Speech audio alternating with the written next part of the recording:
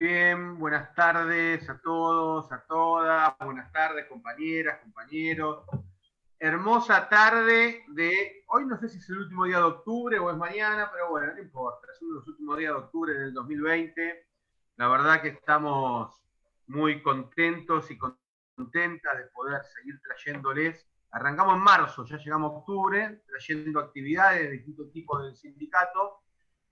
Y hoy la verdad que es una charla más que interesante sobre la ley de humedales y la emergencia ambiental con la compañera Patricia Pintos, a la cual le agradecemos enormemente que esté presente desde este Face, y por supuesto también agradecemos a Marina Güeri, a Belén Vallejos y a Florencia Espinosa, nuestras queridas compañeras que siempre están trayendo iniciativas tan importantes y tan interesantes para todas las compañeras, todos los compañeros. Voy chumeando un poquito el Facebook para ver si se van sumando los compañeros, las compañeras. Me toca un poquito la parte de alargar, ¿vieron? Como decían en la tele, bueno, debe ser un poquito de tiempo. Así se van sumando las compañeras de a poquito, en un día que, insisto, acá lo estoy viendo afuera, está precioso día. Mañana un poquito más de calor, a lo que le gusta a el ala caribeña de la docencia, mañana un poquito más de calor, a lo que nos gusta más el frío, hoy la verdad que pasamos un día extraordinario. Por supuesto,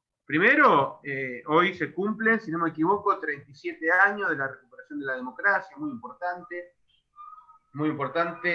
de aquel golpe genocida del 76, donde perdimos tantas compañeras, tantos compañeros, a los 30.000 que siempre los tenemos presentes, a cada una, a cada uno, como siempre reclamando memoria, verdad y justicia, porque también la vuelta a la democracia se trata de eso, no fue una vuelta a la democracia de cualquier tipo en Argentina, siempre con esta exigencia de memoria, verdad, justicia, juicio y castigo, y en eso venimos transitando tantos años. Y también, si hablamos de la Argentina, y si se quiere, esto ya es un poco más, no sé si mundano, pero más popular, si se quiere, también hoy es el cumpleaños de Diego Armando Maradona, 60 años de Maradona. Entonces, la democracia, Argentina, Maradona y la ley de humedales, ponemos todo acá en esta charla que hacemos por Face con las compañeras y los compañeros. Ya hay un montón que están del otro lado, así que ya vamos a ir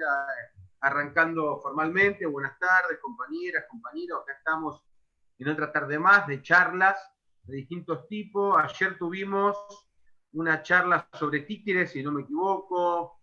Los otros días tuvimos distintas charlas que ahora me las voy olvidando, pero tuvimos charlas todos los días. Me pueden ayudar las compañeras, las que fuimos teniendo a lo largo de esta semana. Y hoy algo tan importante como medio ambiente, ley de humedales, con esta comisión de medio ambiente que armó el SUTEBA, y en los cuales yo le agradezco a Marina, a Belén, a Florencia y a Ricardo por esta iniciativa, y otros compañeros, otras compañeras también. Y algo tan importante como poner en debate el tema del medio ambiente, que de alguna manera también la pandemia, yo siempre digo lo mismo, ¿no? La pandemia demostró las enormes injusticias sociales que sufre no solamente la Argentina, sino el mundo, y creo también que es el momento de poner en debate un montón de cuestiones vinculadas, por ejemplo, con la distribución de la riqueza, el acceso a la tierra, el medio ambiente sin dudas, y en lo que es ya el ámbito más escolar, por supuesto, con el debate sobre la vuelta a clases, el plan jurisdiccional para la vuelta presencial a clases, el tema de la infraestructura escolar. Y en ese marco el sindicato viene dando una pelea enorme a lo largo de este año. Primero, con el programa Piedras, que es muy importante destacarlo, porque eso le permitió a muchas compañeras y a muchos compañeros poder acceder al cargo en aquel marzo ya que parece lejano, pero cuando no había más actos públicos. Después, en el transcurrir del año, fuimos logrando el tratamiento de POFA, el tratamiento de POFA, fuimos logrando algo tan importante como el acto público virtual, que le permitió no solamente a los compañeros acceder al cargo, sino a un montón de alumnos y un montón de alumnas tener docentes, cosas que por ahí no tenían y que otros compañeros estaban haciendo cargo. Y el último aumento salarial, que es muy importante, que la semana que viene lo van a empezar a cobrar los compañeros, anualizado estamos hablando de un aumento casi del 35%. todo esto en pandemia, hay que decirlo. ¿Por qué digo esto y lo remarco siempre? Porque venimos de 4 años anteriores donde no había pandemia, donde la situación sanitaria, digamos, era normal, y nos costaba mucho conseguir un aumento salarial. Recuerden que tenemos que acudir a la cláusula gatillo para poder empatar la inflación. Recuerden que el gobierno nos recibía con las rejas cerradas, no había mesas de diálogo, y era el mismo gobierno también, el de Mauricio Macri y Mario Eugenia Vidal, que por ejemplo dejó abandonada la obra de la secundaria 21 del Nahuel, que los tres estuvimos entregando computadoras ahí. Gobierno que discontinuó el Conectar Igualdad, y la importancia de la Conectar Igualdad vuelvo. Yo siempre digo lo mismo, imagínate si Conectar Igualdad hubiese estado durante los 4 años de Macri y Vidal, qué distinto hubiese sido afrontar hoy las clases virtuales. Claro, después de 4 años de no invertir, de no entregar computadoras, se hizo mucho más complejo, y siempre aprovechamos para destacar el enorme trabajo que hicieron nuestros, que están haciendo nuestros compañeros, los docentes, las maestras, los maestros, los equipos de conducción, tanto en el armado del SAE como con la continuidad pedagógica. Y también durante estos 4 años estuvo congelada, o se abandonó, mejor dicho, la obra de la secundaria 26 de Canning, y estuvimos por ahí. Bueno, venimos de ese gobierno, el gobierno que acuérdense que decía, el presidente decía, caíste en la escuela pública, ¿no? Denostaba la escuela pública, y hoy es la escuela pública la que está dando la cara, como en tantos momentos de crisis en nuestro país. No hay que olvidarse del 2001, no hay que olvidarse la década del 80, la década del 90, cuando nuestra población pasaba hambre, eran los maestros, eran las maestras las que los abrazaban, los que le daban el plato de comida, y los que enseñaron a resistir. Porque estamos hoy nosotros acá porque tuvimos maestros y maestras que nos enseñaron ni más ni menos que a resistir. Así que en este marco es que estamos entrando en la parte final de un año difícil, complejo, pero donde nosotros como sindicato la verdad que estamos orgullosos y orgullosas, por supuesto, por la enorme pelea que fuimos dando y por siempre darle respuesta a los compañeros y las compañeras. Y en ese marco, orgullosos y orgullosas de esta seccional de Echeverría Ezeiza, porque permanentemente, como decía recién, trae charlas, distintos tipos de charlas, iniciativas, y hoy tenemos una tan importante como de medio ambiente, ley de humedales, y yo le agradezco enormemente a Patricia Pintos, que aparte te cuento, Patricia, me dijeron que sos una grosa, ¿viste? Una grosa del tema, así que estamos muy contentos. Le agradecemos enormemente en nombre de todas las maestras, de todos los maestros, y por supuesto el equipo de medio ambiente, y le voy pasando yo la palabra a Marina para que ella continúe. Yo voy a aprovechar a salir del Zoom para disfrutar la charla desde el Face, que hay un montón de compañeros ya conectados, les cuento, que van a ir seguramente interactuando y haciendo preguntas y demás. Así que, bueno, compañeros, compañeras, gracias a todos por estar del otro lado. Marina, ¿qué pasó? Muchas gracias, Dante. La verdad que voy a ser breve porque estamos muy ansiosos por poder escucharte, Patricia. Ella es magíster y licenciada en geografía, investigadora, docente. Nosotros siempre consultamos tus producciones, te leemos muy a menudo y siempre seguimos todo lo referido a tu producción académica porque realmente nos resulta muy valiosa y significativa, y sabemos de tu compromiso con todas las problemáticas sociales y ambientales, y por eso a nosotros nos resulta tan interesante poder traerte hoy al SUTEBA Echeverría Ezeiza para que nos cuentes sobre las temáticas referidas a la ley de humedales y la crisis ambiental en un contexto global sumamente complejo, difícil, que todos los que estamos acá presentes seguramente coincidimos en que hay una crisis ambiental muy grave y que es necesario actuar, que es necesario informarse y comprometerse en estos temas. Por eso celebramos el armado de la Comisión de Ambiente en el sindicato y consideramos sumamente importante que en todos los docentes y en todas las escuelas se aborden las temáticas ambientales.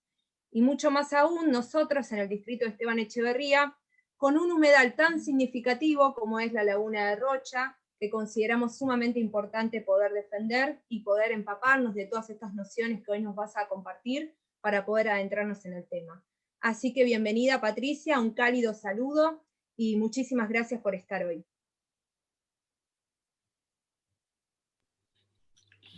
Bueno, muchas gracias Marina, muchas gracias Florencia, muchas gracias Belén por esta invitación tan generosa a compartir un rato de conversación ustedes y con los compañeros y compañeras que puedan estar participando de este encuentro a través de Facebook. Tengo la intención de compartirles una presentación, si me permiten, voy a compartir la pantalla. Me dirán si se ve. Se ve perfecto. Sí, se ve bárbaro. Perfecto. Ok. Bueno, muchas gracias a SUTEBA por esta invitación. Nada menos que un gremio docente organizando una actividad. Esto redobla mi entusiasmo y mis ganas de participar de esta conversación. Bueno, conversando un poco ajustando la agenda de este encuentro con Marina, sugerí la posibilidad de combinar un poco el emergente de la discusión de una ley que está actualmente discutiéndose en el Congreso, con otros temas que están apareciendo en la agenda pública de manera muy, muy sólida y muy consistente y bastante permanente a lo largo del tiempo, en función de una serie de conflictos de naturaleza socioambiental que nuestro país está atravesando, como bien decía Marina. Y en ese sentido, a mí me gustaría decir que como sociedad planetaria, antes de mirarnos hacia la Argentina, me parece que es importante significar que lo que está pasando en Argentina a partir de una serie de eventos catastróficos, como son los incendios generalizados, por ejemplo, en 14 provincias del país, más toda la oleada de incendios en el delta superior y medio del río Paraná, pero más directamente ligado con la problemática o con la cuestión de los humedales, no son más que indicadores de procesos de crisis ambiental que no son producto de la casualidad o, digamos, o de accidentes producidos a partir de comportamientos extremos de la naturaleza, sino muy por el contrario, que tienen una clara relación con procesos antrópicos en curso. Por lo tanto, me animo a decir que la crisis ecológica no es más que un signo o una manifestación de una crisis de matriz civilizatoria, ¿no? Como algunos autores señalan. Estamos atravesando una crisis civilizatoria, de la cual otra señal de esa crisis civilizatoria es la propia pandemia. La pandemia no la podemos desafiliar o desanclar de procesos de orden global que nos están afectando, y precisamente la pandemia es el resultado de la destrucción de ecosistemas en las que determinados microorganismos se desarrollan. Esta crisis es una crisis de origen zoonótico, es decir, de microorganismos que van migrando frente a la desaparición de los ecosistemas en los que se desarrollaban en coexistencia con otros seres vivos, fundamentalmente de la fauna, animales, hacia el humano. Hay una migración de determinados ecosistemas que se han perdido y comienzan a colonizar el humano. Por lo tanto, es una señal más de una crisis civilizatoria. Como sociedad global, estamos avanzando de manera decidida y mucho más veloz de lo que desearíamos todos a un colapso socioambiental de proporciones. Por eso es importante, al comienzo de la pandemia existían como mucha esperanza de que la pandemia de alguna manera pudiera producir un clic, ¿no?, en la sociedad global, en las formas en las que nos relacionamos con la naturaleza y en las formas en las que nos relacionamos entre los diferentes países en función del funcionamiento de lo que llamamos capitalismo, para tratar de torcer de alguna manera un rumbo que irremediablemente nos lleva a ese colapso. En materia ambiental, esta crisis civilizatoria, perdonen que sea un poco apocalíptica esta primera parte de la presentación, pero me parece que es importante poner en contexto para hablar de los problemas más concretos, referir o anclarlos o ligarlos, linkearlos a cuestiones de orden global, ¿no?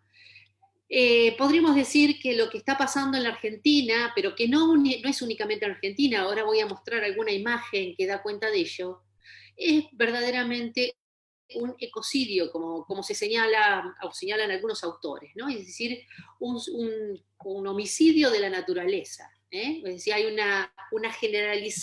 generalizado comportamiento destructivo hacia la naturaleza que lleva irremediablemente a una depredación a ritmos insostenibles.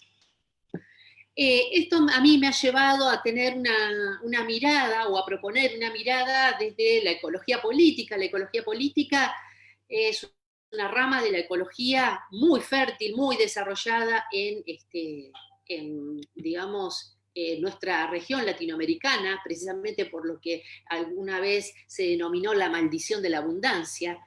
Como sociedad latinoamericana no hay maldición peor que el tenanto, ¿no? Lo que nos ha caracterizado en estos 5 siglos desde el descubrimiento de América no ha sido otra cosa que el saqueo, ¿no? Y la ecología política de lo que está mirando es precisamente cuáles son los conflictos de orden ecológico distributivos en nuestros territorios, ¿no?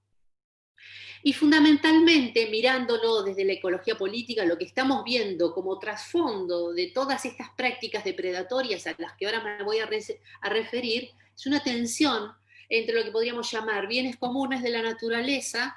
Yo prefiero no hablar de recursos naturales, porque el concepto de recurso natural emana del discurso del desarrollo y por lo tanto se entiende al recurso como una mercancía. Prefiero hablar de bienes comunes de la naturaleza porque no da cuenta de su carácter de mercancía, sino de un bien que es significativo para un conjunto de población mucho más importante que aquellos que tienen derecho de propiedad sobre ellos.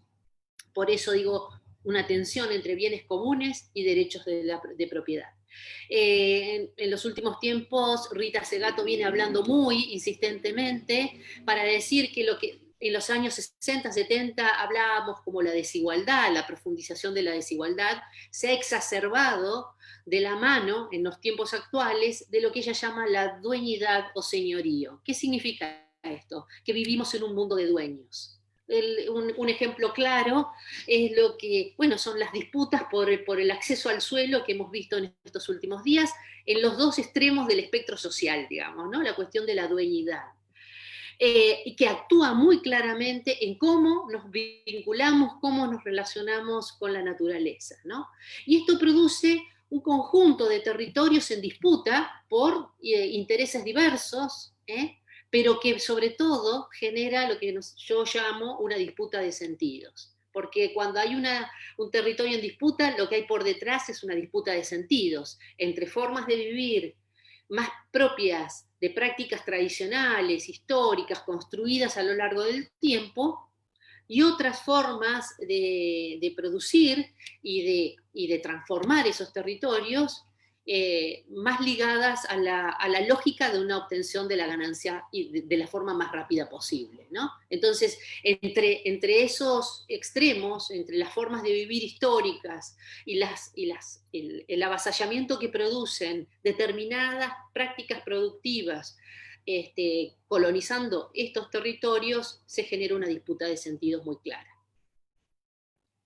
Y en ese sentido, yo quería referirme muy específicamente a un fenómeno altamente crítico que hemos observado en los últimos meses, muy particularmente en el último mes y medio, que son los incendios en muchas de las provincias de nuestro país, de las cuales, dice el Ministerio de Ambiente de la Nación, el 95% de los incendios tienen un origen intencional. Lo dice el propio Ministerio de Ambiente de la Nación. Es decir, solo un 5% de esos incendios son producto de accidentes o de fenómenos que ligan con emergentes naturales. El 95% responden a prácticas que utilizan a los incendios como una forma de modificar las condiciones de producir o de habitar estos territorios, ¿no? Y de esto da perfecta cuenta esta tabla que está producida por el Servicio Nacional de Manejo del Fuego, que reporta que entre el 1 de enero de 2020 y el 8 de octubre de 2020, perdón, se han incendiado en nuestro país casi 770.000 hectáreas de fundamentalmente pastizales y bosques nativos. Con algunas provincias con valores muy altos, como puede ser Chaco, o la provincia de Córdoba, con casi 300.000 hectáreas bajo fuego, una de las provincias que ha sido más damnificada precisamente por estos incendios. Pero veamos a qué responde de alguna manera esta lógica. Responde de alguna forma a que venimos sosteniendo desde hace al menos 7 décadas, pero muy fundamentalmente en las últimas 3, y de la mano de lo que podríamos denominar los modelos de desarrollo imperantes, prácticas de tipo extractivas que lo que hacen es tratar de maximizar la sobreexplotación de ciertos recursos o de ciertos bienes comunes de la naturaleza, como prefiero decir, en términos de la obtención de los mayores márgenes de rentabilidad o de ganancia, ¿no? El extractivismo, que es un concepto que se ha vuelto bastante habitual en nuestro vocabulario, dice David Harvey, traduce lo que él ha llamado procesos de acumulación por despojo, ¿no? Es decir, la apropiación capitalista del espacio, es decir, las prácticas del capitalismo desplegadas en el espacio, y un control que es de naturaleza corporativa estatal del territorio. Es decir, en muchos casos hay una alianza construida entre los estados y las empresas en pos de favorecer ese tipo de actividades extractivas. El extractivismo instituye un régimen sobre territorios, entonces, que está destinado a generar el vaciamiento de comunidades donde se encuentran los bienes comunes, con el propósito, decíamos, de capitalizar rentas extraordinarias. Y algunos ejemplos aquí, a la derecha, digamos, del texto, ustedes pueden ver la megaminería o la pesca, la deforestación del bosque nativo, la producción de formas de urbanidad como veremos luego un poco más en detalle, como diferentes mecanismos que ha encontrado el capitalismo de exacerbar su extracción de rentas extraordinarias de la naturaleza. Un ejemplo clave en toda esta historia es, esta es una nota que salió en el diario The Guardian, un diario británico, en 2018, en donde dice, en Argentina la destrucción de la soja llega directamente a nuestros platos, ¿no? Es decir, estaba dando cuenta de qué manera en la zona del Gran Chaco, en ese entonces, hace un par de años atrás, los incendios estaban respondiendo claramente a una lógica de desmantelamiento del bosque nativo, que se lo entiende como un obstáculo para la ampliación de la frontera, digamos, del agronegocio, para, digamos, modificar sustantivamente el uso que allí se realizaba y fundamentalmente instalar este tipo de actividad económica. Pero esta es otra imagen del diario The Guardian, que a mí me gusta mucho mirar cómo nos ven a los argentinos desde afuera, porque uno puede mirar la prensa nacional y enseguida, si yo tomo un diario, un periódico local, o tomo otro, se puede decir, bueno, pero esta noticia claramente está orientada desde esta lectura o desde esta mirada, desde este cristal. Me gusta mucho ver cómo se nos ve desde afuera en ese sentido. Y bueno, la nota del diario The Guardian, un diario británico muy prestigioso, daba cuenta precisamente de la destrucción de los incendios, venía campeando muy fuertemente en toda América Latina, muy particularmente en un sector que vamos a ver ahora, pero claramente con foco en la provincia de Córdoba. En esa misma nota figuraba este mapita en el que se indica el área donde están focalizados los incendios. Corresponde con el occidente de Bolivia, el norte y centro de Paraguay, el sur un sector del sur de Brasil, Y bueno, desde Córdoba hasta el noreste de la Argentina. Este es el área donde más estaba impactando en estos últimos días, podríamos decir, porque es una nota que tiene menos de un mes, con suma voracidad los incendios. Para que veamos también que no pensemos el fenómeno de los incendios como un fenómeno local de la Argentina, sino que responde a una lógica que tiene una impronta o una escala diferente, ¿no? Y en ese sentido, por ejemplo, para que tengamos una dimensión, los incendios que se han dado este año en el Pantanal, que es un ecosistema muy característico en el sur de Brasil, de bosque natural en el sur de Brasil, consumió el 26,5% del Pantanal.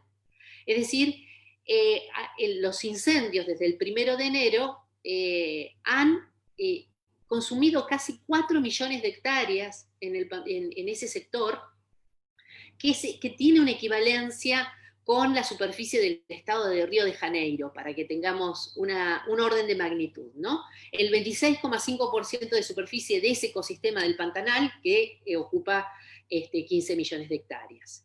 Pero yo traigo a colación una imagen que tiene unos años, es del año 2003, si no me equivoco, que es una propaganda, una publicidad que sacó en los diarios una empresa suiza de biotecnología y que produce agrotóxicos, Syngenta, una empresa muy conocida, en la que instituyó un mensaje que podríamos leerlo como un metamensaje de cómo se conciben estos territorios sujetos a una determinada lógica productiva. Ese territorio que coincide en su mayor medida con ese mapa de los incendios que veíamos recién, es lo que Syngenta llamó la República Unida de la Soja. La soja no conoce fronteras, decía esa publicidad de entonces, ¿no? Y para que tengamos magnitud de qué incidencia puede tener la ampliación digamos, del cultivo de la soja como cultivo casi dominante en la Argentina, cultivo de exportación, un commodity de exportación de la Argentina, vemos la evolución del cultivo de la soja entre el año 76 y el 2010, con un hito muy importante, el mapa del medio, en el que se ve cómo empieza a diseminarse la soja, sobre todo a partir del año 96, en la que se introduce la variedad, digamos, de soja transgénica, que hace que explote el cultivo y que Argentina se posicione como uno de los oferentes de soja a granel o de aceite de soja en el mercado internacional, ¿no? Pero, ¿qué significación tiene esto en estos territorios? Más allá de la migración de territorios que tienen una determinada lógica configurada históricamente, con unos bosques nativos que tienen un valor superlativo por el tipo de prestaciones ecosistémicas que brindan, hay un dato que nos proporcionan 2 ingenieros agrónomos del INTA de Marcos Juárez de Córdoba, que lograron cuantificar el daño de la consolidación de la soja como el principal cultivo agrícola del país.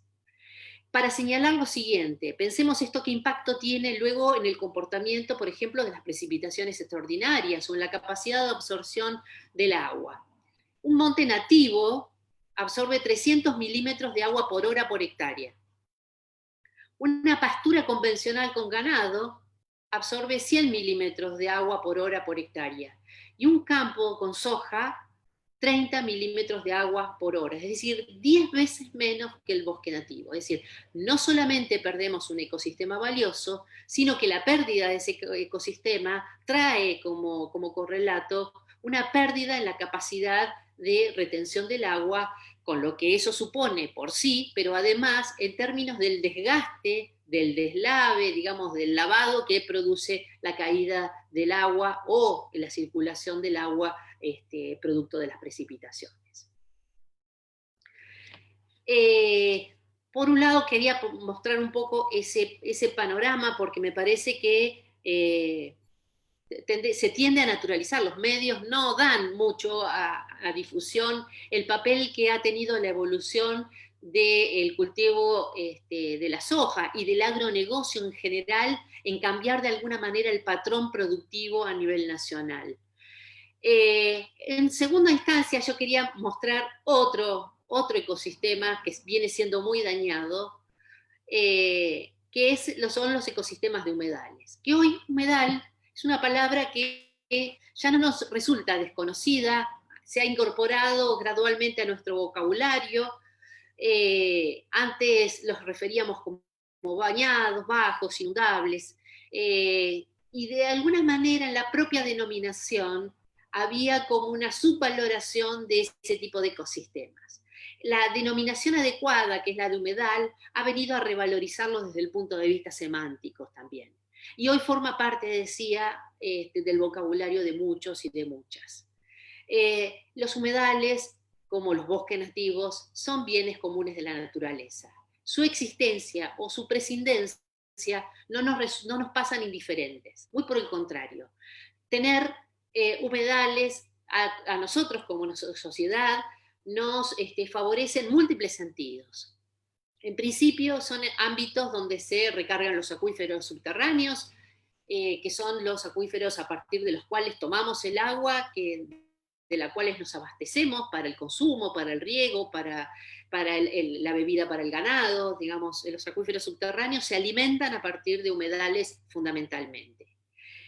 Precisamente por esa posibilidad de infiltración, se comportan como esponjas naturales y por lo tanto tienen una gran capacidad de retener agua en tiempos de precipitaciones extraordinarias, es decir, morigeran el impacto de las precipitaciones extraordinarias, morigeran también por lo mismo el impacto de las sequías.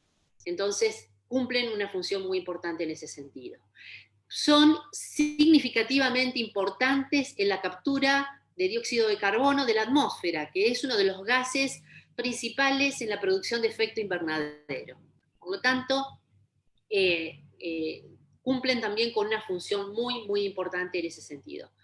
Bueno, forman parte de paisajes de un gran valor patrimonial que valdría la pena preservar por sí mismos, digamos, ¿no? Constituyen corredores de biodiversidad y permiten además el desarrollo de una cantidad de actividades económicas que llevadas de manera armoniosa en ellos, posibilitan el desarrollo de la supervivencia de un conjunto de personas que están ligadas a estos ecosistemas. Entre ellos la producción de miel, la producción de frutícola, la pesca artesanal, un conjunto de actividades que se pueden desarrollar con ellos. Pero precisamente por esta tensión de la que hablábamos antes y que vuelvo a traer a consideración ahora, entre bienes comunes de la naturaleza y los derechos de propiedad, es lo que lleva a que muchas veces los derechos de propiedad, el ejercicio irrestricto de los derechos de propiedad, lleven a que los bienes comunes de la naturaleza vayan desapareciendo. Y por lo tanto, siendo limitados en su capacidad de aportar condiciones de calidad de vida superlativas para las poblaciones que viven en ellos o aledañas a ellos.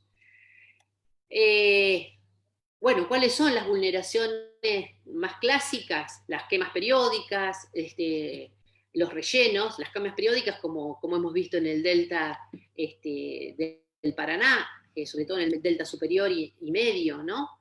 Los rellenos, la contaminación, las propias condiciones del cambio climático. Fíjense, este es un mapa de un sitio que se llama FIRMS de la NASA, que monitorea en tiempo real. Ustedes podrían entrar, si teclean FIRMS en el Google, van a entrar al satélite de la NASA y ver en tiempo real los focos de incendio, los puntos calientes, que son lo que identifica el satélite, que dan cuenta precisamente de las áreas que están siendo afectadas por incendio.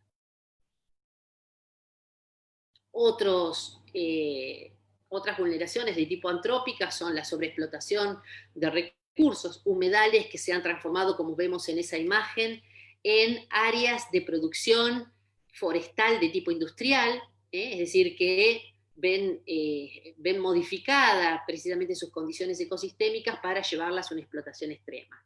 La aparición de especies invasoras, el drenaje para el avance de la agricultura y todos los procesos de canalización, endicamiento, polderización que se produce sobre ellos a fin de transformar un ecosistema semiacuático en un ecosistema terrestre que permita el desarrollo de otro tipo de actividades. Bueno, miren esta imagen que me parece bastante significativa. Al centro de la imagen, en la parte superior, van a ver una mega urbanización cerrada que está localizada sobre la planicie de inundación del río Luján. Si ustedes miran a ambos lados del río Luján, que es esa línea serpenteante que se ve en el centro de la imagen de sur a norte, que discurre de sur a norte en la imagen, estamos viendo que, digamos, a los costados se visualiza un cambio de tonalidad que son las planicies de inundación del río. Las planicies de inundación forman parte del río y por lo tanto, cuando viene una precipitación extraordinaria, esto se inunda naturalmente. Las planicies de inundación se inundan porque es lo que se conoce como el valle de inundación del río. Ahora, si se ocupa la planicie de inundación, ¿qué hará el río? Preguntémonos, ¿no? Y en ese sentido, esta mega urbanización es una de más de 60 mega urbanizaciones construidas en la cuenca inferior del río Luján, precisamente por esta lógica de buscar acercarse a la naturaleza, al río, al verde y demás, con todo ese mensaje de factura publicitaria de las empresas, que construyen esos imaginarios, digamos, de una naturaleza que no es real, porque es una naturaleza totalmente modificada, se buscan aproximarse al río Luján en este caso. Pero imaginemos que esto no es gratuito. Esta es la misma mega urbanización en la inundación de agosto de 2014 y luego se repite al año siguiente en 2015. La planicie de inundación que veíamos en la margen izquierda del río, a la izquierda de la imagen, es la que está a la derecha en este caso, porque está mirado desde la desembocadura hacia las nacientes. Pero podemos ver que precisamente esta mega urbanización San Sebastián de la empresa IDICO está ocupando la planicie de inundación en la margen derecha, a la izquierda de nuestra imagen. Con lo cual, esta mega urbanización está interfiriendo el escurrimiento del agua, haciendo que el agua se desplace hacia otras áreas que no inundaba y por lo tanto hay vastos sectores que empezaron a inundarse a partir de la construcción de estas mega urbanizaciones. Esta es una imagen real de la ciudad de Luján. Esta es la avenida de entrada, alguien desplazándose en una canoa porque no había forma de transitar de otra manera por este sitio, en este mismo momento. En este mismo momento. Este también es el acceso desde la autopista que llega que comunica a la Ciudad Autónoma de Buenos Aires con Luján en esa misma fecha. Otra imagen que muestra la magnitud de la inundación. Pero esto de la apropiación de bienes comunes de la naturaleza lo vemos cotidianamente. Uno de los casos más próximos, cercanos, que tenemos en el tiempo y que está hoy dirimiéndose, es la apropiación del predio de Costa Salguero, que el gobierno de la Ciudad Autónoma de Buenos Aires está tratando de que se produzca un conjunto habitacional, un conjunto de torres y un shopping en este predio, y que hoy está en disputa. Afortunadamente la justicia ha dictado una medida cautelar que impide que se materialice el cambio de uso en Costa Salguero, uno de los últimos relictos verdes de costa que todavía le quedan a la ciudad de Buenos Aires. La disputa entre los bienes comunes de la naturaleza, de nuevo, y los derechos de propiedad. No perdamos de vista esa dupla. Bueno, esta es otra mega urbanización cerrada, que se llama Puertos del Lago en Escobar, pero lo mismo pasa en Lagos del Sur. Esta vista, si ustedes la quisieran reproducir, no podrían. ¿Por qué no podrían? Porque hay que poder entrar a esta urbanización cerrada de montaña. Esto es Cholila, y ese es el lago Cholila en la provincia de Chubut, que solo se puede acceder siendo propietario de, digamos, de una propiedad inmueble en esta urbanización que se llama San Esteban. La apropiación de bienes comunes de la naturaleza. Esa costa de ese lago tan maravilloso es inaccesible al público común, digamos, ¿no? Es decir, la privatización. Por eso quiero traer de nuevo un concepto que mencioné antes, que es el concepto de dueñidad. Vivimos en un mundo de dueños. Los incendios en Chubut, que en el año, fines de la década anterior, de la primera década del milenio, produjeron también vastísimos áreas de quema en el sur, que llevó a la provincia de Chubut a sancionar una ley que impedía el cambio de uso, algo que se quiere hacer ahora a partir de los incendios en Córdoba para todo el país, el cambio de uso de las áreas quemadas, porque la expectativa era quemar el bosque natural en esta zona del Hoyo para, bueno, a partir de que no existe más el bosque, poder cambiar el uso hacia un uso de tipo urbano, uso de tipo inmobiliario. Procesos especulativos, ¿no? Bueno, las normas que daban cuenta de esto, incendios forestales prohíben uso de terrenos afectados, ¿no? Se promulgó la imposibilidad de desarrollos inmobiliarios sobre bosques nativos que han afectado a áreas forestadas, ¿no? Bueno, pero lo mismo pasa en la costa de la provincia de Buenos Aires, donde los médanos, que también son humedales, no perdamos de vista, los médanos son áreas de recarga también en áreas costeras, son humedales marítimos, bueno, han también sido colonizados por este tipo de actividades claramente privatizadoras de estos territorios, ¿no? Esto es Costa Esmeralda. Pero también lo vemos en Santa Teresita, en Jaguel del Medio, lo vemos en Dunas de las Pampas, en Villa Gesell, en el barrio Médanos, en Necochea, bueno, y así sucesivamente. Y hasta en una urbanización que se llama Lagos del Mar, en la albúfera de Mar Chiquita, que tiene la característica de ser la única albúfera, es decir, la única laguna que tiene comunicación con el mar de toda la Argentina, y que está siendo objeto de un proceso de urbanización. Mañana tengo que dar una charla precisamente en Mar Chiquita para referirme a esta cuestión, ¿no? Porque las apetencias del mercado desarrollador inmobiliario no tiene límites en términos de avasallamiento de bienes comunes de la naturaleza, pero que no significa solamente urbanizarlo, sino que para urbanizar se necesita transformar de manera muy drástica, muy rotunda, desnaturalizando las condiciones de ese ecosistema, ¿no? Bien. Bueno, todas imágenes de la albúfera de Mar Chiquita.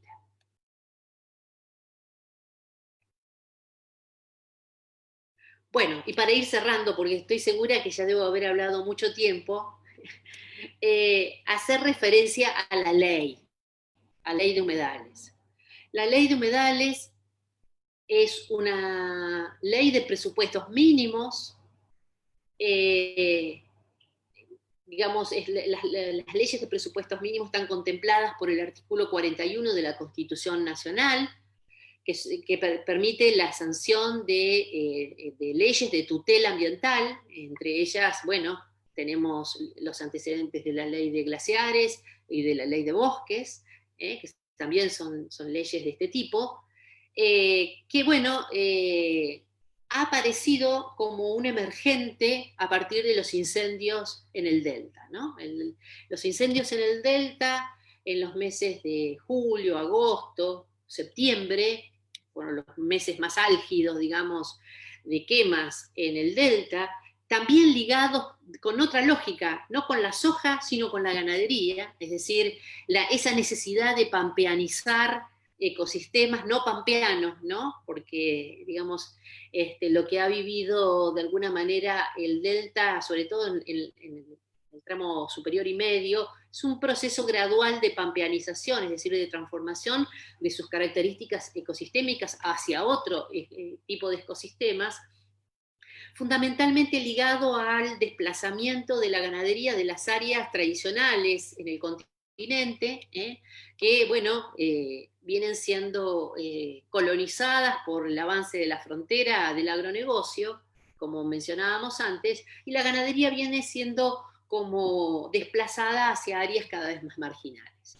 Para la ganadería, el delta era un área marginal, precisamente por su característica de inundabilidad permanente o semipermanente, es un ecosistema de humedales, pero bueno, a través de determinadas obras como los endicamientos, las canalizaciones, el desecamiento de los humedales, han ido avanzando y prácticas que eran de tipo estacional y de muy baja carga animal, se han transformado en prácticas de tipo permanente y con muy alta carga animal por unidad de superficie, ¿no? Entonces, en aras de favorecer el rebrote de pastos para la primavera, para hacer lo que se llama la veranada, el rebrote de pastos tiernos para alimentación del ganado, algunos productores agropecuarios han llevado adelante ciertas prácticas de quema para favorecer este proceso. Pero en un contexto de sequía extraordinaria, venimos de, así como en 2014-2005 estábamos en el pico de un ciclo húmedo, ahora estamos en el pico de un ciclo seco, ¿no? Es decir, las bajantes históricas del Paraná son clarísimas. Esto tiene una incidencia muy importante en la capacidad de autopreservación que tienen los ecosistemas de humedales frente a un proceso de quema. Las quemas han sido de tal intensidad que han afectado a los rizomas de las plantas, por lo tanto, la capacidad de recuperación, de rehabilitación de ese ecosistema es a muy largo plazo. Cuando la práctica de la quema en general tiende a una quema de superficie, de renovación en todo caso de esos pastos, el haber avanzado la quema ser tan importante que afectar a los rizomas, la rehabilitación de ese ecosistema va a demandar mucho más tiempo. Entonces, el clamor de las organizaciones socioambientales, pero también de la política, acerca de la necesidad de contar con una ley, no se ha hecho esperar.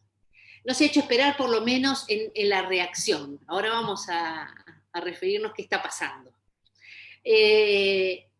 Inmediatamente empezaron a aparecer como hongos después de la lluvia proyectos de ley de humedales. No me van a creer si les digo que hay 14 en total. 10 en diputados, 4 en senadores.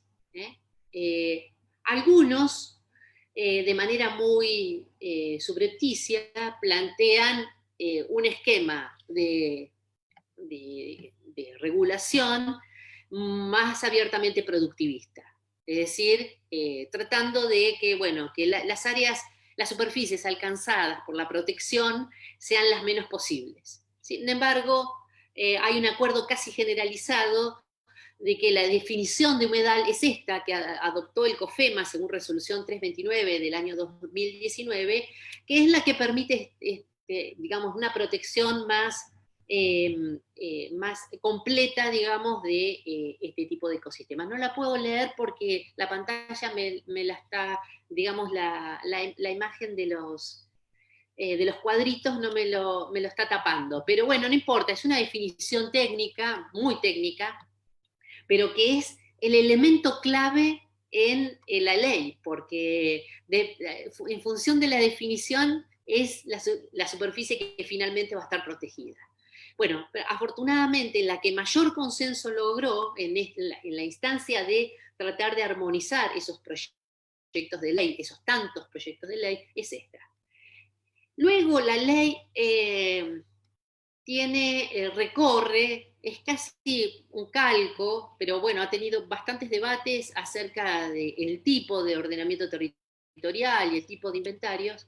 Recorre de alguna manera el mismo recorrido que hizo la ley de bosques. Tiene un inventario de humedales, tiene un ordenamiento ambiental territorial, digamos, prevé esas instancias, plantea el momento de entrada en vigor y lo que se llama la moratoria, establece los mecanismos para evaluación de impactos, que son varios, establece o fija un fondo de humedales para, bueno, para garantizar que todas las actividades de la implementación de la ley se puedan llevar adelante, marca un conjunto de lineamientos de institucionalidad ambiental, como los principios de máxima publicidad, transparencia, rendición de cuentas, y establece un régimen de sanciones. Este es un poco el esquema que plantea la ley.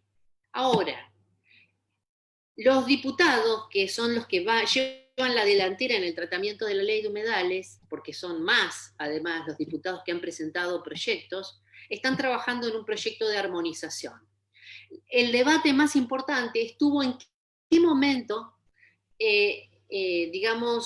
comenzaba el ordenamiento ambiental del territorio. Mientras la letra de la mayoría de los proyectos de ley establecía que primero era necesario tener un inventario de humedales para luego poder hacer el ordenamiento ambiental, lo cual suponía diferir en años el inicio del ordenamiento territorial de ambientales, ambiental territorial, se llegó a un consenso de que el ordenamiento ambiental territorial se va a empezar a desarrollar en simultáneo con la realización del inventario de humedales. Por lo tanto, en todo caso, después se irá ajustando el ordenamiento territorial a lo que finalmente termine siendo ese inventario. Pero el inventario ya no es una traba, ya no es una traba en el comienzo del ordenamiento, de esa instancia de ordenamiento ambiental territorial.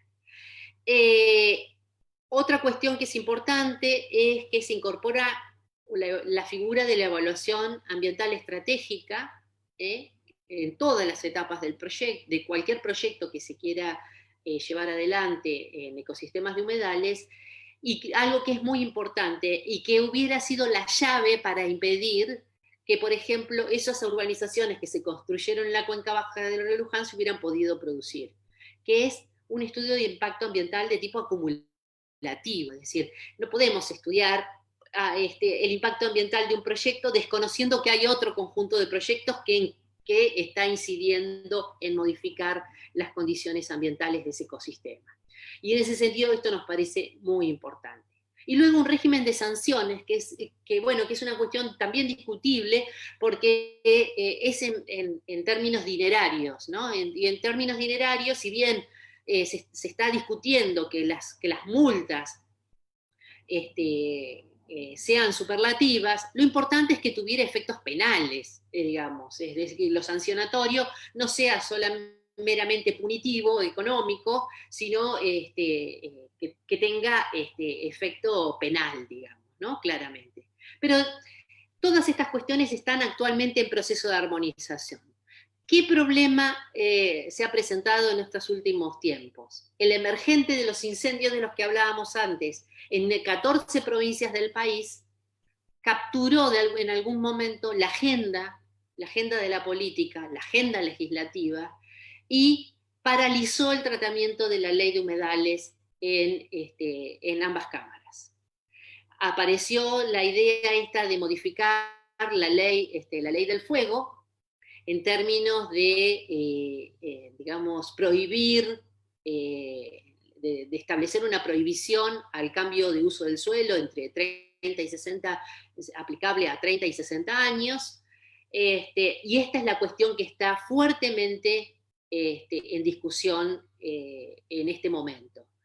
Lamentablemente, para quienes venimos peleando por esta ley desde largo, porque este es el tercer proyecto de ley que se discute en las cámaras, ya hubo un antecedente en 2013 que obtuvo media sanción en el Senado y perdió estado parlamentario, hubo un segundo proyecto que obtuvo media sanción en 2016 y perdió nuevamente estado parlamentario en diputados en el 2017, y esta es como la tercera oportunidad. Pero a vistas de poco menos de un mes para la finalización del año legislativo, todo pareciera indicar que estamos ante la posibilidad de perder una nueva oportunidad de que este año se sancione esta ley. Y fundamentalmente por esta captura que les decía, esta captura parlamentaria, producto de, bueno, de entender que es más prioritario el tratamiento de la modificación de la ley del fuego. Bueno, este es el escenario en el que nos encontramos actualmente. Probablemente en los próximos días tengamos alguna novedad acerca de la posibilidad o no de tratamiento de la ley, porque imaginemos que recién está en la comisión que es de entrada, que es la de Ambiente y Recursos Naturales de la Cámara de Diputados, y debe transitar por una serie de otras comisiones que van a hacer sus propias sugerencias y modificaciones, como la de Agricultura, la de vías navegables, la de Hacienda, porque hay imputación presupuestaria, tiene que pasar por el tema para la discusión de los fondos. Así que es complejo y es tortuoso el camino que le queda por recorrer a la ley de humedales en el Congreso. Bueno, yo cerraría acá, y en todo caso, si hay preguntas o comentarios que quieran hacer, estoy gustosa de escuchar.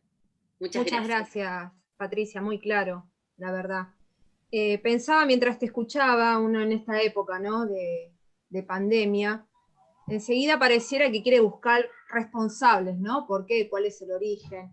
Y está todo muy a la vista, cuando uno piensa en la conexión que hay entre el modelo de sofización, entre los incendios forestales y el avance, ¿no?, de la frontera agropecuaria, los agronegocios, el avance también de los barrios cerrados, que nosotros que vivimos en Esteban Echeverría y en Ezeiza lo vemos cada vez más floreciente, ¿no?, esta disputa por los territorios.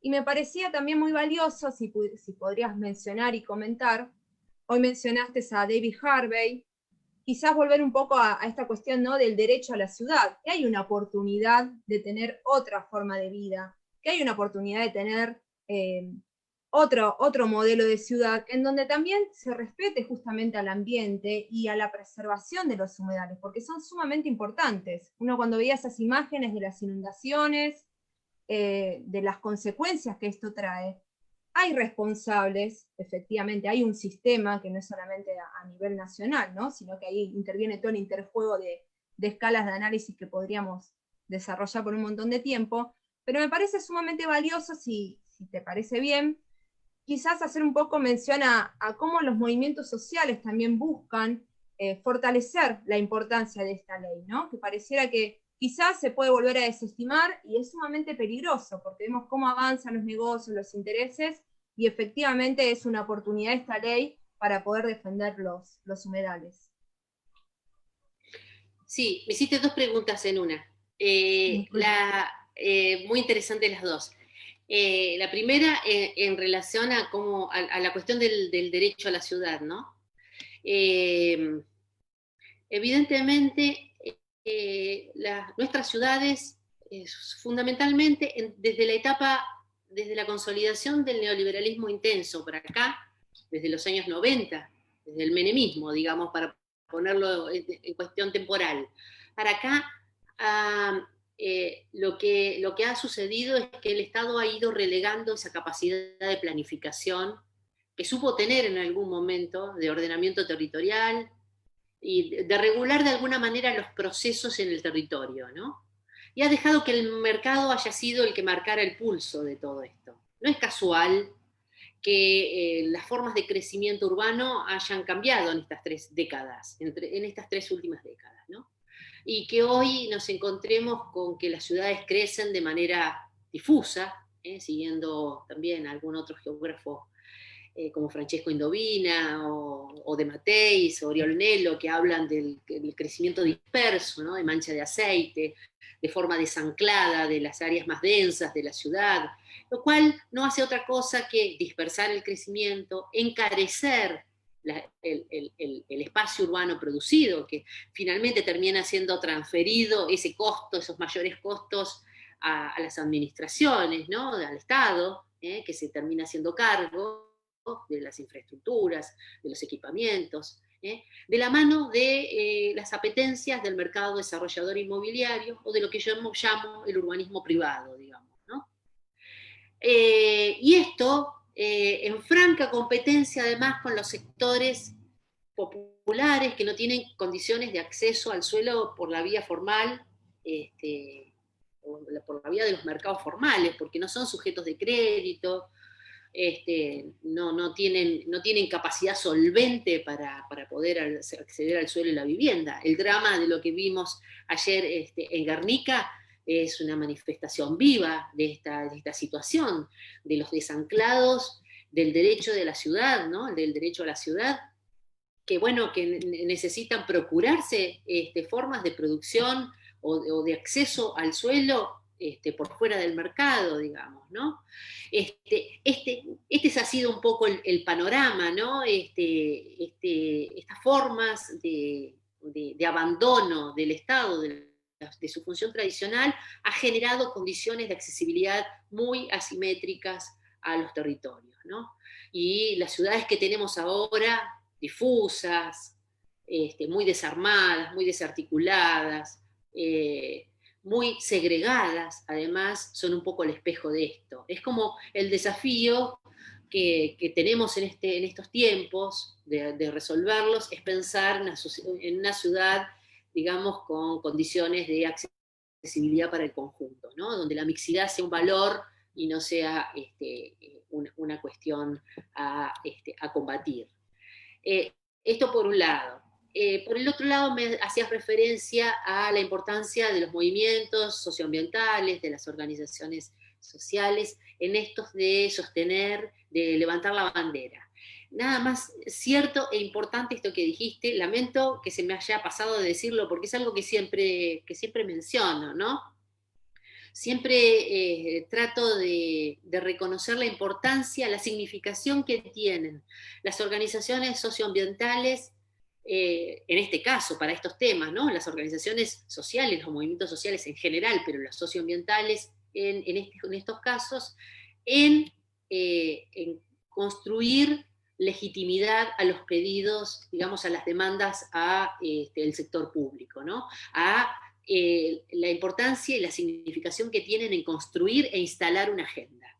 Las organizaciones socioambientales dicen en relación a la ley que si no hay una ley del Congreso va a salir una ley de la calle, porque precisamente el reclamo y el trabajo de las organizaciones socioambientales son las que están sosteniendo más claramente la demanda y son las que más están incidiendo frente a los poderes del Estado, me refiero al Ejecutivo, cuando tienen que demandarle por algo que hace mal, al legislativo para que legisle, y al judicial para reclamarle cuando suceden controversias sociotécnicas en los territorios, tienen un papel decisivo. Yo digo que la justicia, aunada a las organizaciones socioambientales, han tenido un rol fundamental en toda esta historia. Creo que estaba Natacha Crimela entre el público, a quien yo reivindico siempre. Ella es una de las más grandes activistas socioambientales que tiene este país. Su lucha procede de la etapa de la disputa con Uruguay por el tema de las pasteras. Ella es de Gualeguaychú, así que tiene todo un historial de lucha que la avala y que la hace una persona, para mí, una referencia de honestidad intelectual y de compromiso frente a estos temas sin igual. Así que quiero reivindicar, siempre que puedo lo hago, su trabajo, su tarea, porque considero que las organizaciones socioambientales son fundamentales en conseguir lo que a veces los poderes del Estado no nos dan per se, digamos, ¿no? Entonces es significativo el rol que estas organizaciones tienen. La verdad que, no sé si se escucha, ¿se escucha? ¿Sí? La verdad, Patricia, escucharte es un placer. Te invitaría después que pases y puedas ver los comentarios que dejaron un montón, principalmente admirando todo tu trabajo y el nivel de exposición. Creo que hoy muchos compañeros y compañeras aprenden. Y a mí como profesora de historia me es inevitable no pensar el proceso, como decías en un principio, desde la propia colonización, ¿no? Cómo poco a poco en la evolución histórica uno puede trabajar de manera en conjunta, ¿no? Pensándolo también en el aula, de manera en conjunta, ¿cómo? esta cuestión de la dueñidad, de la propiedad, de la extracción, heredada, ¿no?, propiamente del sistema precapitalista europeo, trasladado no solamente al ambiente, sino también al cuerpo, cómo uno puede ver en la evolución histórica todo esto que vos expones y trabajarlo. Me parece que llevarlo también a las aulas con este sentido, también construye de manera colectiva ese espacio que si no se da por la ley, se puede dar desde la comunidad, porque la comunidad cuando toma conciencia, el conocimiento es poder, y es esta cuestión, ¿no? Es poder justamente llegar a conocer, no solamente de la evolución histórica, sino de la importancia ecológica e histórica que tienen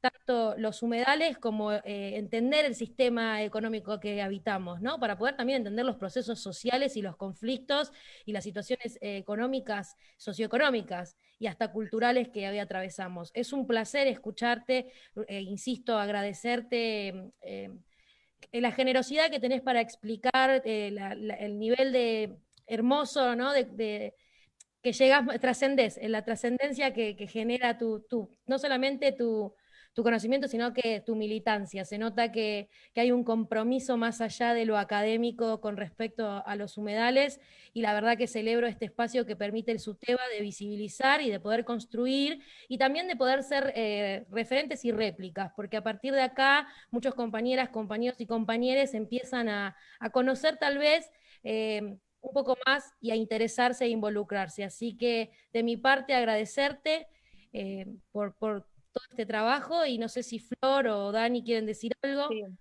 Yo, bueno, también agradecer y sobre todo hacer referencia y retomar esto que decía Belén acerca de la importancia, ¿no?, de que nos estén escuchando docentes de diferentes áreas. Acá vemos, bueno, veo en los comentarios docentes de biología, de geografía, o sea, tenemos, y vos Belén comentando desde la historia, cómo de alguna manera todas las áreas vamos tejiendo esos contenidos, ¿no?, para llevar al aula y de alguna manera generar el impacto y construcción de conciencia ambiental en nuestros estudiantes.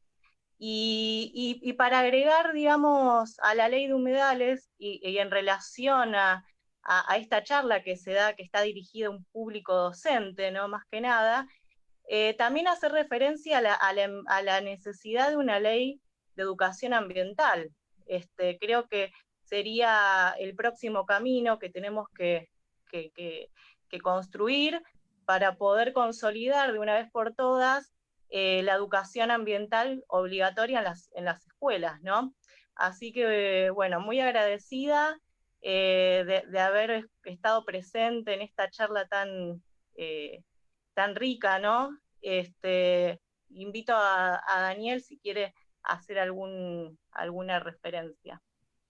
No, pensaba exactamente lo mismo que señalabas vos, Flor, con respecto a la educación ambiental, que como somos todos compañeros docentes, me parece que está muy ligado a una idea de una pedagogía del territorio, y me parece que justamente lo medioambiental refiere directamente a la cuestión territorial y comunal. Me parece que de lo que fuiste diciendo, Patricia, me llegó mucho esa idea de dueñidad, y la contrapuse mucho con la idea de lo comunal, ¿verdad? Porque estos espacios tan centrales en la conformación del medio ambiente, en la perdurabilidad, en la sustentabilidad, refieren a lo común. Y realmente, como refiere a lo común, creo que entra en tensión, ¿verdad?, contra una idea de un absoluto de la propiedad privada y de que todo es apropiable. De que todo es apropiable en la medida en que se pueda comprar y en la medida que se pueda transformar, porque si se puede transformar, se puede comprar, ¿verdad? Creo que hay dos lógicas en tensión, y me parece que está todo muy ligado en eso, y por eso el rol de la educación, porque el rol de la educación nos permite apropiarnos de nuestro territorio y desde ahí ver con otra óptica, verlo con otra óptica, con la óptica de lo común, con la óptica de lo que debe perdurar porque nos hace bien a todos y porque todos tenemos derecho. Porque esto, cuando te apropias de un lago, cuando te apropias de un humedal, cuando lo cerrás a aquel que puede comprarlo, realmente venís a desandar la historia de la humanidad, porque la humanidad no surgió con el capitalismo, y miles de años atrás la humanidad convivió en serenidad con el medio ambiente. Me parece que también hay mucho de saberes ancestrales para rescatar ahí. A mí, por lo menos, esa fue la conclusión que me disparó tu charla y te agradezco mucho porque realmente me pareció súper rico. Gracias, muchas gracias. Ricardo, ¿vos querés aportar algo? Así vamos cerrando. Yo también quiero agradecerte y espero que podamos implementar las medidas necesarias para evitar la alteración de las características ecológicas de estos humedales, identificando y limitando las actividades que amenazan esta conservación y la sustentabilidad. O sea que también estoy muy agradecido y yo aprendo mucho con mis compañeras, con Marina, con Florencia, con Daniel y con Belén. O sea que te agradezco porque te imaginas que yo soy de otra generación y viste que cuando hablaban de esto de los humedales antes no lo tenían tal en cuenta porque pensaban que era mejor criar unas vacas en ese lugar que realmente conservarlos, ¿sí? O sea que te agradezco enormemente, ¿sí? Muchas gracias a todas por el espacio y por el tiempo que nos brindaste, ¿sí? Muy amable. Bueno, Patricia, no sé si querés decir algo más. La verdad No, que... solo agradecer a ustedes que me han generado un espacio tan cálido, tan fecundo, con reflexiones tan ricas, que me parece que hacen un buen corolario, digamos, este encuentro. Así que agradecerles, volver a ponerme a disposición de ustedes y saludar a todos los compañeros y compañeras que han participado desde el vivo de Facebook de este encuentro. Bueno, Patricia, muchísimas gracias. La verdad que nos llena de orgullo esta charla. Va a formar parte de un ciclo de educación ambiental que venimos pensando con la ilusión de aportar nuestro pequeño granito de arena con diferentes charlas, diferentes propuestas para generar conciencia y promover justamente un cambio, ¿no? en estos tiempos. Así que sumamente valiosa. Y que salga la ley de humedales. Vamos a estar impulsando... Ley de humedales ya. Gracias. Un placer, Patricia. Muchas gracias y nos despedimos a quienes nos están escuchando del otro lado. Un espacio sumamente valioso, así que bueno, va a estar disponible como todas las charlas que se van realizando en Suteba Echeverría Seiza en el Facebook y en el canal de YouTube. Así que muchísimas gracias a todos quienes se conectaron y participaron. Un abrazo grande. Hasta luego. Un abrazo. Chau, chau.